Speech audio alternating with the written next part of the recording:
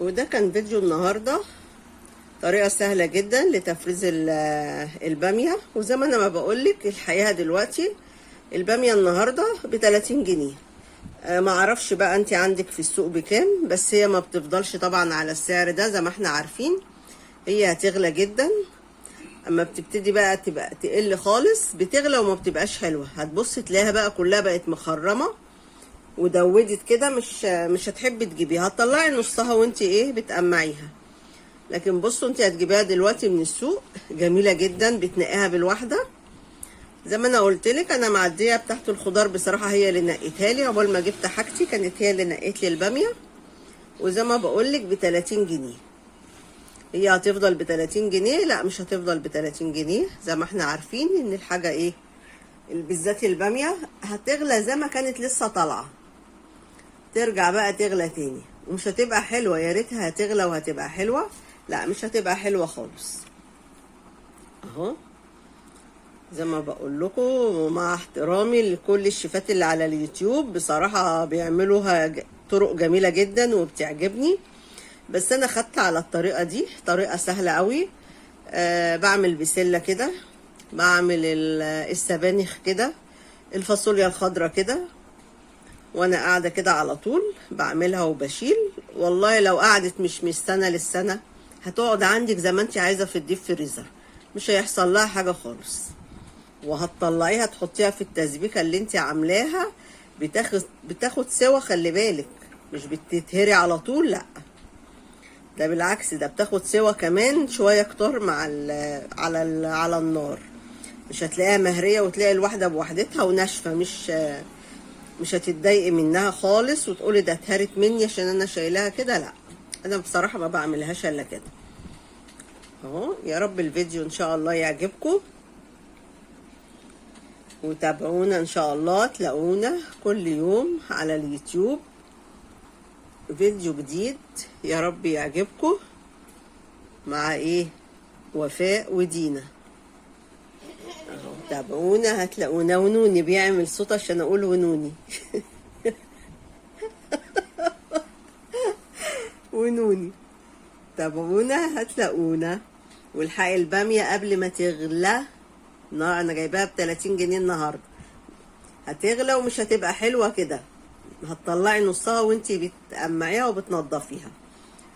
اهو تابعونا هتلاقونا ان شاء الله. والحقوا الباميه قبل ما تغلى، وطريقه سهله جدا دي مع الحاجه وفاء. هي هتتشال على كده خلاص، ولا على البخار ولا ميه ساقعه ولا ميه بتلج ولا حاجه خالص، انا هشيلها على كده.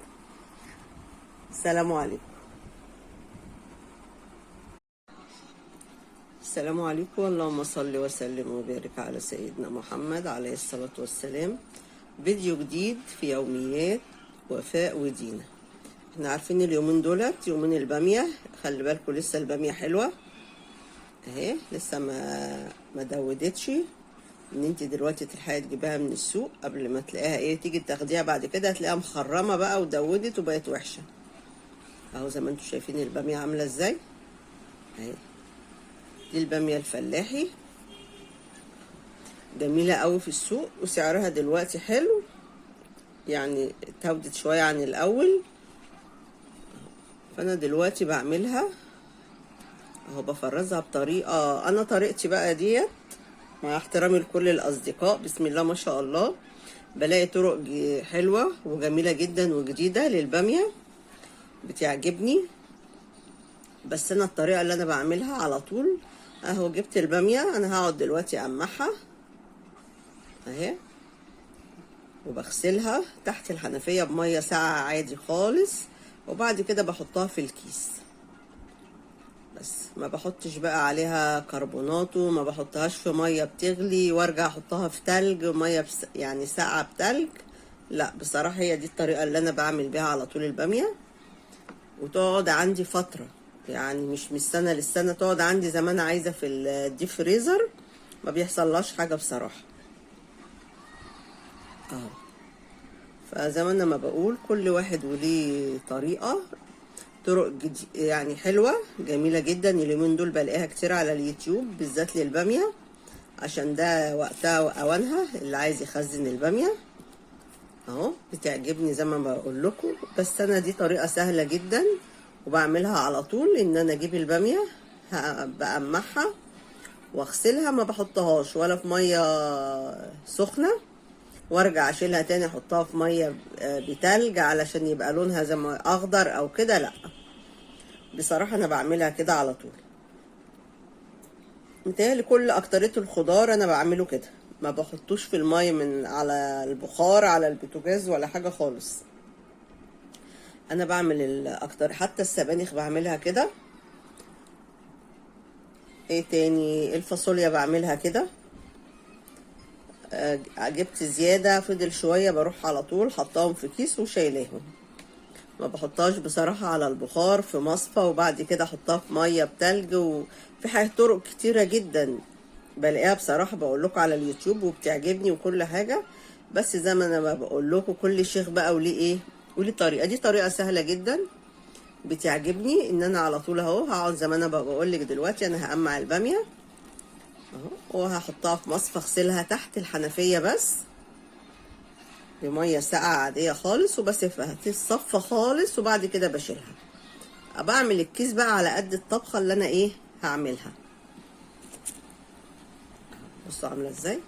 فانا دلوقتي هسيبكم دلوقتي يا جماعه وهقمع ايه في الباميه. بصوا تنقيها كده بالواحده اهو. يعني بصراحه عقبال نزلت وجبت شويه حاجات، الست اللي بتبيعها بصراحه هي اللي منقياها لي. قلت لها نقي لي كده ايه باميه حلوه. بصوا عامله ازاي اهي، صغيره ازاي اهي، جميله جدا. انا بحب الباميه المقاس ده اهو. بتضايقك وانت قاعده بقى تقمعي، بتاخد وقت معاكي وكل حاجه، بس بصراحه حلوه.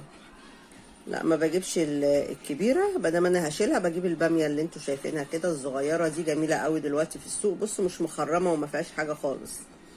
استنيتي شويه هتجيبيها بقى مخرمه ومش هتعجبك وهتبقى غاليه، ده هتغلى اكتر من كده، هترجع تغلى تاني بقى. فاللي عايز يجيب الباميه يا جماعه ويشيلها اهوت يلحق دلوقتي. بصوا ما فيهاش واحده مخرمه اهو. زي ما بقول لكم كمان الست بتاعت الخضار هي اللي منقياها لي مش انا، بس ما فيهاش مخرم خالص اهو. الحقي بقى وهاتي الباميه لو انت بتحبي تاكلي الباميه في اي وقت، تبقى عندك في الديب فريزر هتطلعي وتعملي بطريقه ايه بقى، بالطريقه اللي بتعجبك. اعملي الطريقه بالطريقه الباميه بالطريقه اللي انت بتعجبك زي ما انا دلوقتي، بس بطريقه سهله جدا. وانا بحب بصراحه اعمل الطريقه دي للباميه للسبانخ للفاصوليا الخضراء يعني بصراحه لكل حاجه. ما بحطش على البخار وميه متلجه ولا، دي طريقه سهله انا بحبها اهو.